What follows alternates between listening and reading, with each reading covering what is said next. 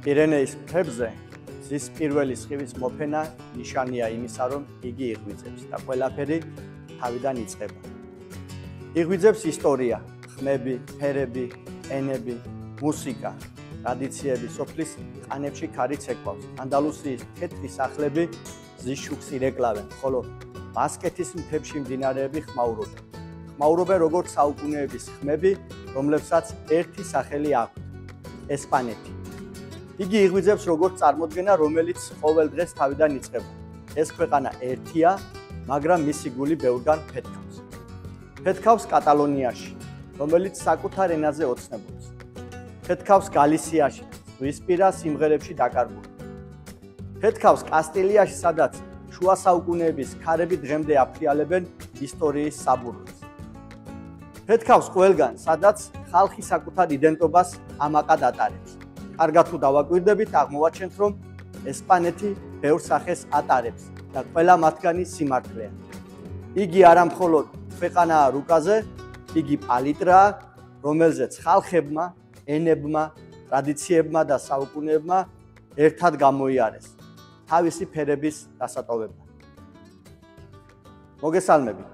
დიახ, დღეს მოგზაურობას ვიწყებ პოლიტიკურ, კულტურულ და ისტორიულ მინიატურებში, რომელიც ერთად ქმნიან დაუვიწყარ მოზაიკას, რასაც ესპანეთს ან ესპანეთის სამეფოს უწოდებ.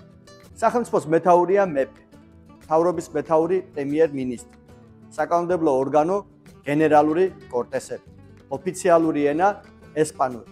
მას ასევე უწოდებენ კასტილიურს. ამასთან უნდა ითქვას, რომ ავტონომიურ საზოგადოებებში არის თანაოფიციალური ენებიც, მაგალითად კატალონიაში კატალონური, ბასკეთში ბასკური და ასე შემდეგ. ამ საკითხს კონკრეტული ავტონომიების დახასიათების დროს არაერთხელ შევეხებთ. მისი მოსახლეობაა 49 მილიონი. დედაქალაქი მადრიდი. ეროვნული დღესასწაული 12 ოქტომბერი, ესპანელი ერის დღე.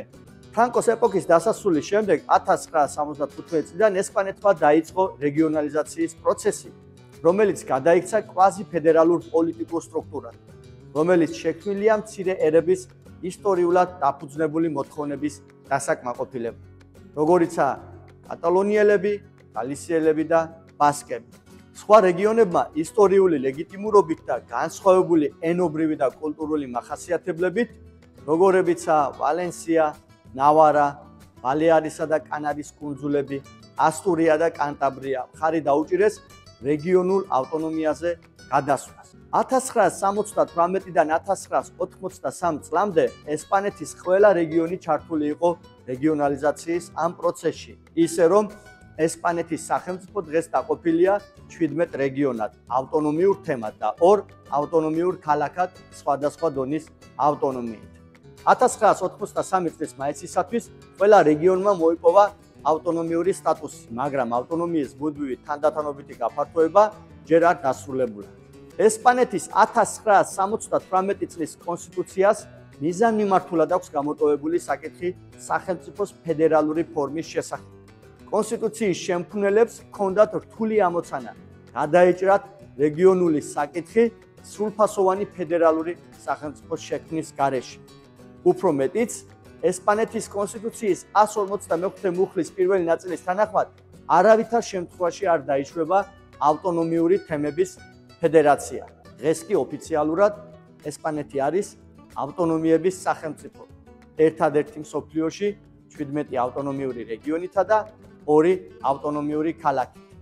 ეს რეგიონებია: ანდალუსია, ფლამენკოს სამშობლო და კულტურული მემკვიდრეობის მარგალიტი, არაგონი, პოლიტიკური და კულტურული ხიდი კასტილიასა და კატალონიას შორის, ასტურია, რეგიონი, რომელმაც პირველმა უთხრა უარი არაბულ ბატონობას და ითვლება რეკონკისტის საწყის წერტილად, ბალეარის კუნძულები, მალიორკა, იბისა, მენორკა და ფორმენტერა, სადაც ზაფხული არ თავრდება, ბასკეთი, თვითყოფადი ენით, რომელიც ევროპის უძველეს ენებს მიეკუთვნება, გალისია, ცისფერი, ნისლით დაფარული მიწა, კელტური წარსულის ნაშთები, ესტრემადურა, რომელშიც ქალაქები კასერესი და მერიდა გვიყვებიან რომაული ეპოქის ამბებს, ვალენსია, რეგიონი, სადაც თევზი და ბოსტნეული ისე ერწყმის ერთმანეთს, როგორც ესპანური და კატალონიური კულტურები.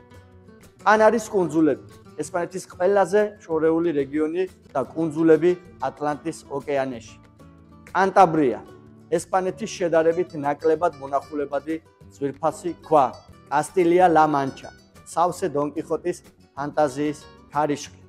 კასტილია და ლეონი, ესპანეთის ტრადიციული ხერხემალი, დუმარე, მაგრამ ღრმად ფესვგადგმული. კატალონია, რომელიც ანტონიო გაუდის ფერად ოცნებას ვახსენებს. ლა-რიოხა, ესპანური ღვინის დედაქალაქი, რეგიონი, სადაც ესპანეთი ღვინის გემოთი გვესაუბრება. მადრიდი, ძალაუფლების ცენტრი, მეფის სასახლით და ადგილი, სადაც გლობალიზაცია და ესპანური ტრადიციები თანაარსებობენ. მურსია, ხშირად ჩრდილში მყოფი რეგიონი, უნიკალური დიალექტითა და ხმელთაშუა ზღვის კლიმატით. ნავარა, ბასკური და ესპანური იდენტობების შერწყმა, ასევე ცნობილი პამპლონას ხარები. ესპანეთის შემადგენლობაშია ასევე ჩრდილოეთ აფრიკის სანაპიროზე მდებარე ორი ავტონომიური ქალაქი, სეუტა და მელილა, რომლებშიც კულტურათა გადაკვეთა ყოველდღიურობაა. მომდევნო ვიდეოებში სწორედ ზემოთ ჩამოთვლილ ავტონომიურ რეგიონებსა და ქალაქებს დავახასიათებ. გემშვიდობებით, დროებით.